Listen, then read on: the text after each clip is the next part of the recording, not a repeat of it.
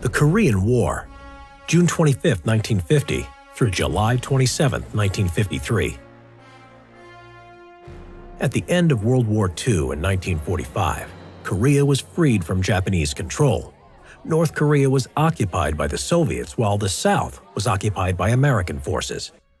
By 1948, the country was divided in half at the 38th parallel, with the capitalist South ruled by Syngman Rhee and the communist North ruled by Kim Il-sung.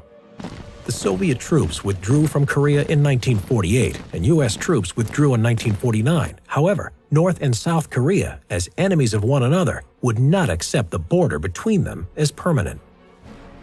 The North Koreans attacked South Korea on June 25, 1950, advancing across the 38th parallel. Around 75,000 troops of the North Korean People's Army defeated the Republic of Korea's army with success, capturing the capital city of Seoul, then occupying the whole of South Korea except for Busan. This was a problem, as President Truman in the United States wanted to contain the spread of communism by preventing the domino effect.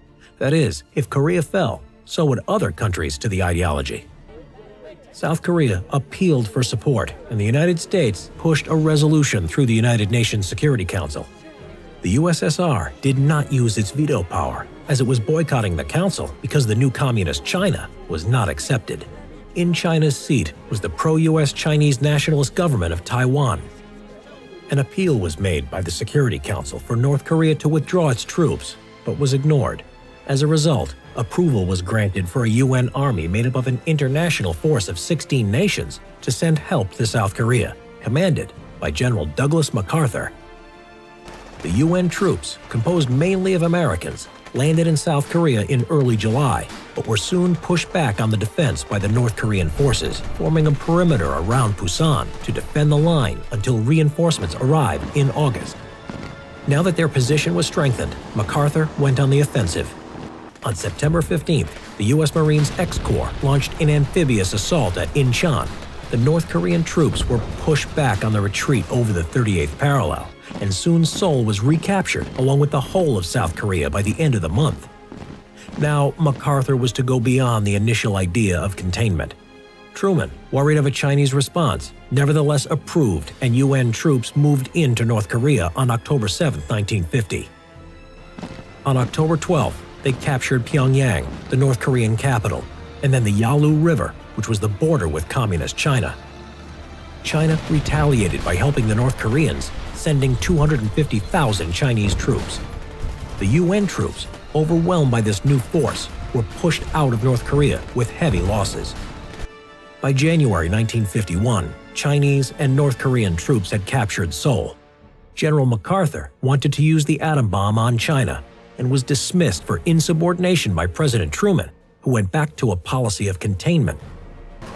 In June 1951, more UN troops were sent to Korea, eventually driving the North Korean army to the 38th parallel and stabilizing the front. Now, a stalemate set in. In July, peace talks began, but a compromise could not be found. Meanwhile, fighting continued, and American pilots fought in the air against Soviet pilots using Chinese jet fighters and wearing Chinese uniforms. General Dwight D. Eisenhower took over as president in early 1953 and sought an end to the war. After 2 years of negotiation, an armistice was signed on July 27, 1953, at Panmunjom on the 38th parallel. A demilitarized zone was set up, which stands to this day. Subscribe and click the notification bell for more history videos. Thank you guys for all your support on the Simple History YouTube channel. If you enjoy it, please consider visiting our Patreon page. There, you can show us your support for the channel by donating and make a huge difference in what we're able to create for you. Plus, you can get early access on upcoming videos. So let's keep it growing, and thank you for being part of this amazing community.